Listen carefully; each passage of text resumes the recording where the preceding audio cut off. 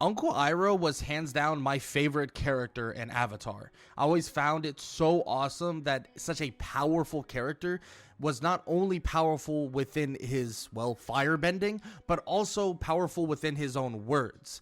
Uncle Iroh has taught me so much throughout my life, and frankly, his words have done tons for me. It might sound weird. Oh, I mean, you're talking about a cartoon character teaching you things. I'm like, yeah, I am. And he's done quite a bit to actually pave the way for me in what I decided to do with my life itself, and kind of trust in the fact that I can get it done if I just rely and trust in myself and the people around me. Now, with that said, I'm not going to go too deep right now in this little intro into what Uncle Iroh could teach you and everything you should learn from Uncle Iroh himself. But I want to say, first off, welcome to Let's Talk Avatar, where we're going to talk a lot about Avatar The Last Airbender, and maybe some Legend of Korra, and also some other stuff that comes down the line. And yes, this voice that I'm speaking with is a little bit different. That's because my name is Golden, and I'm actually semi a part of this channel, but you'll see me pop in from time to time to throw in a quick video, and I just like to be involved with talking about Avatar The Last Airbender and other Avatar related topics. And yeah, I'm not going to waste much more of your time, because I'm sure some of you who are watching this now came to know what what you should learn, or maybe you just want to hear me talk about Uncle Iroh for the next like 15 minutes.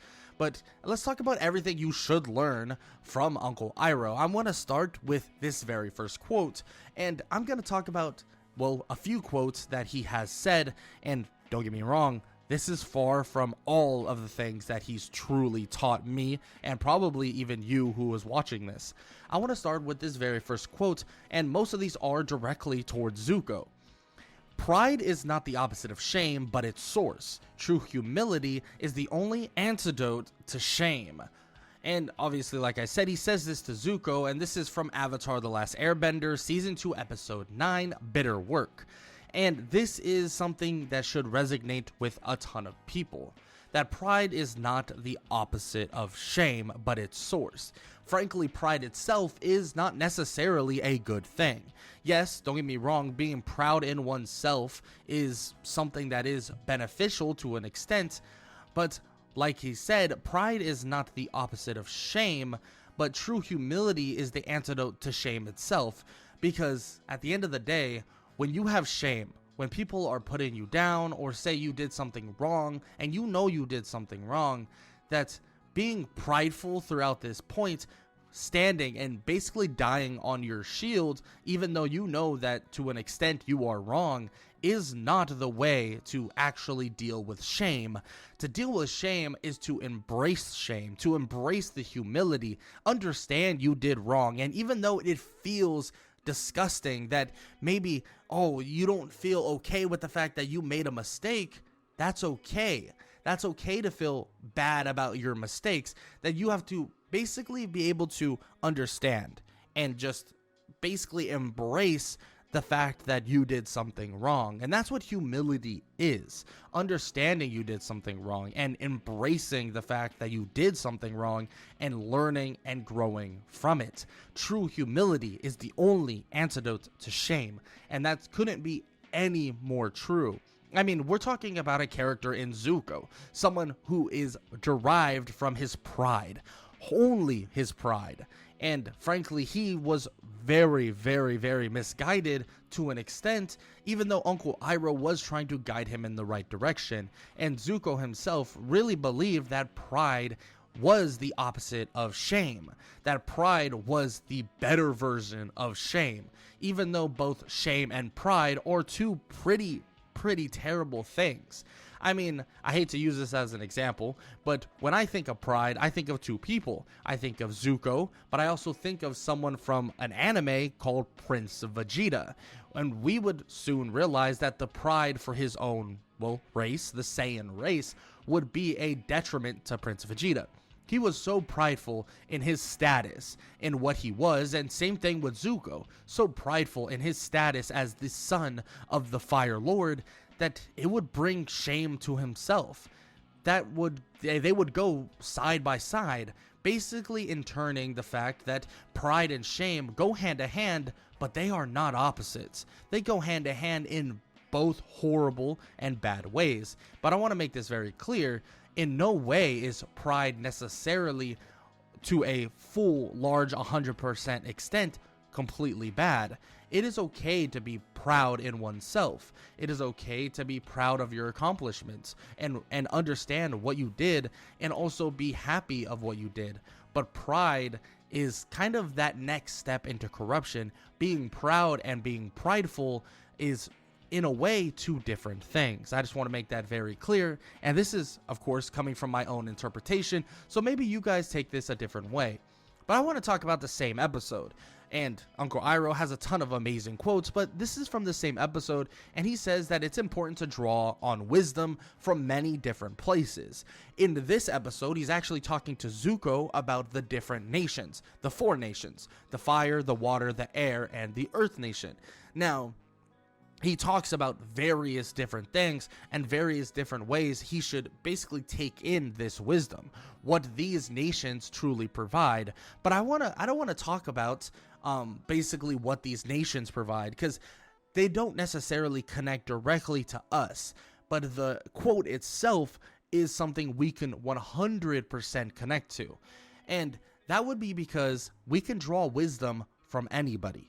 Any single person, from little kids to adults to the elderly to people that look like you, the people that don't look like you, to people that don't speak the same language, to people that speak the same language. We can draw wisdom on every last person because every last person has different versions of their own life. The life you live is not the same one the person next to you does. The person next door to you or the person all the way across the world is going to have a different life than you no matter what, even if it's by very small scale to even a very large scale.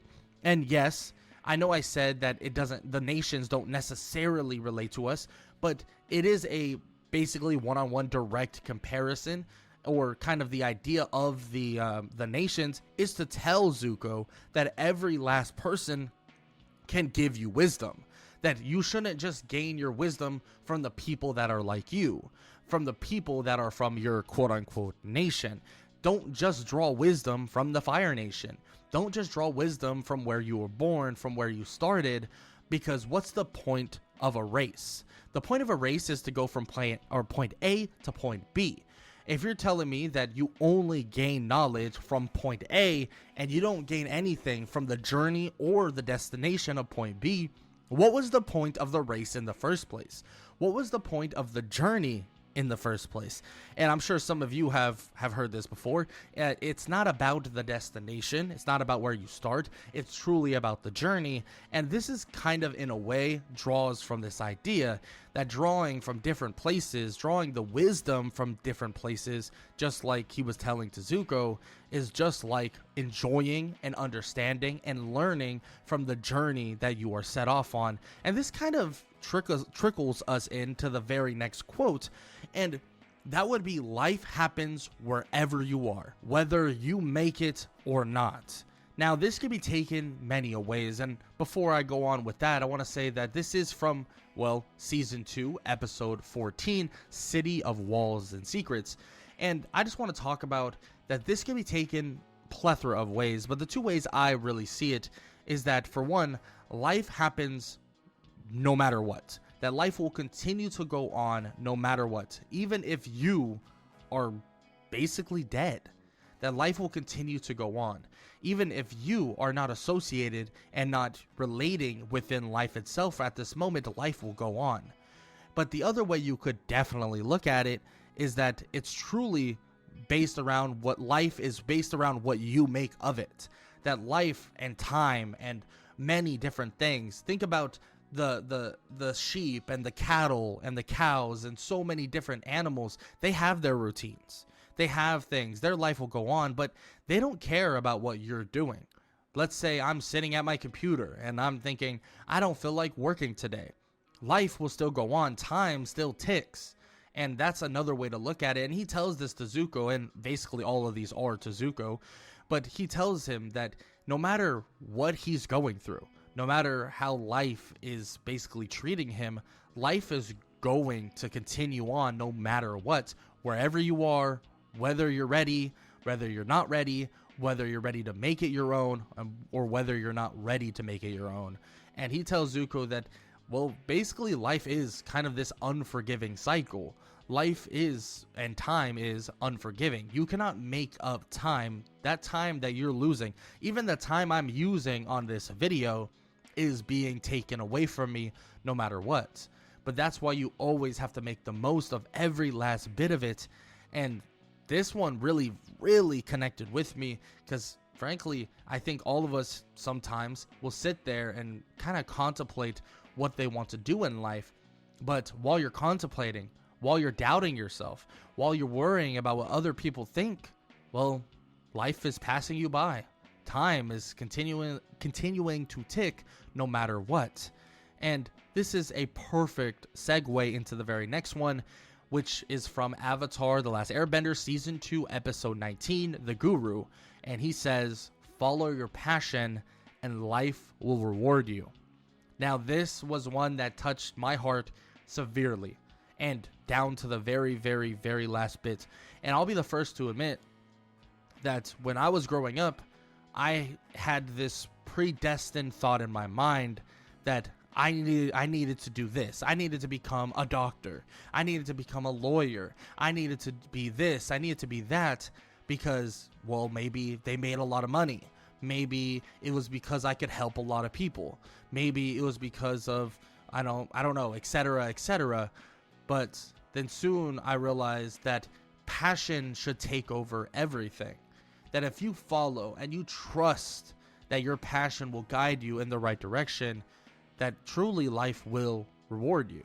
And hearing this from Iroh, and once I was doing the research on this once again, it made me kind of emotional.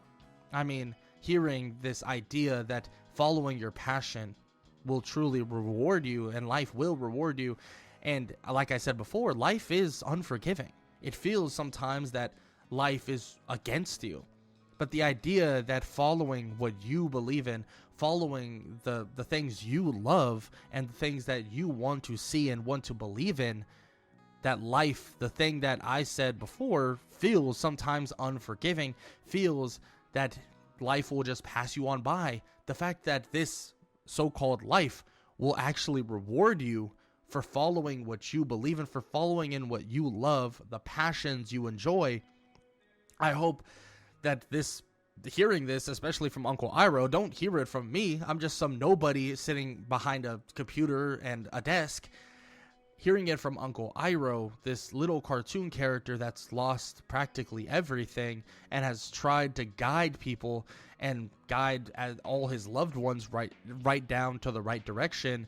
I mean, he says himself that following your passion is the right choice, and life itself will literally reward you. And that's such a beautiful thing, because I know there's a lot of people out there that are terrified to follow their passions, terrified to follow what they love and truly enjoy, because society, maybe your parents, maybe the people around you, maybe your so-called friends are telling you that it will never work, that it just won't work and you'll fall short, and there just will be no way that life will reward you for following the passion that you want in your own life so heavily.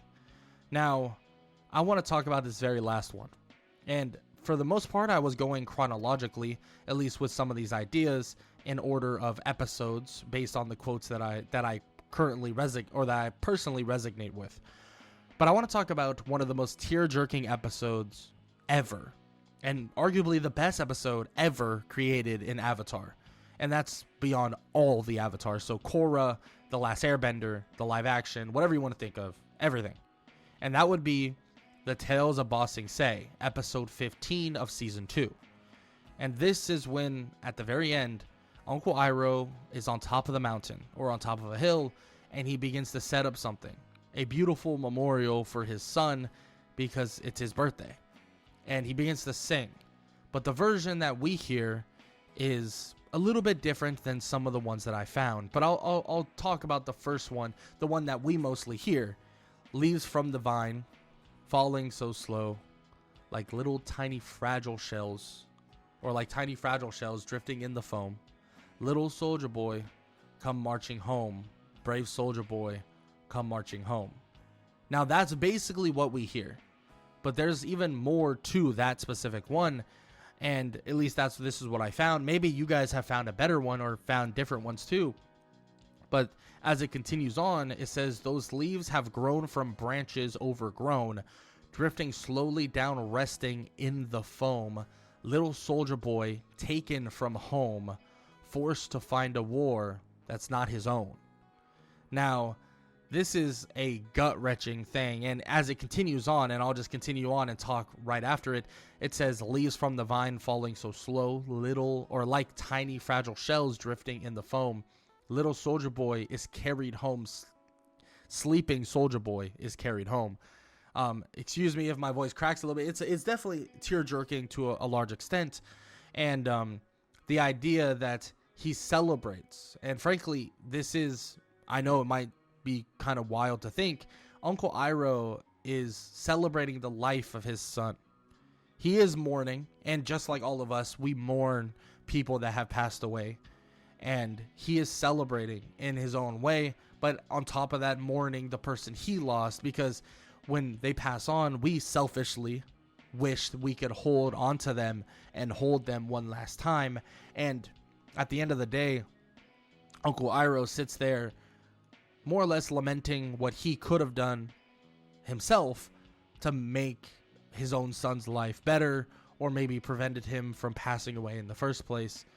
But it's this understanding that some of these things are out of your control, that his own little boy was forced to war, or forced to find a war that was not his own. And that fits a lot of people nowadays, that they get forced into things that they don't want to do. And you could even say the drastic one, some people are forced into, well, war, where that is not their own war that they want to be fighting for. But as I said, this was the more or less the original from Avatar The Last Airbender, but there's a couple others that I would like to say as well.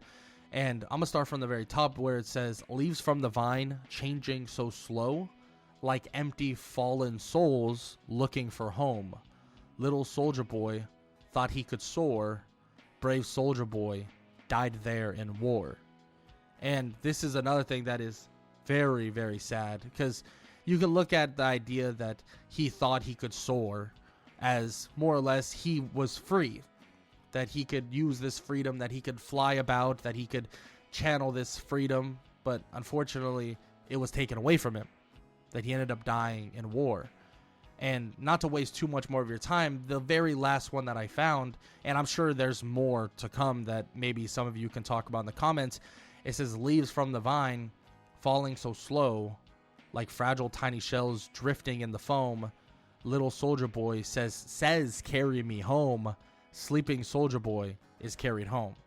And the way I take it, and maybe some of you don't take it this way, and I've studied poetry for quite a bit, and that was like a big thing when I was in high school. I had studied a lot of poetry, but the way I would take this personally is he wanted to come home. He wanted to see his family. He wanted to be carried home. He wanted to go home. He wanted to see his family, see the people he loved so much, but unfortunately, he would go to sleep, and he would be carried home, but just not the way he wanted to in the first place.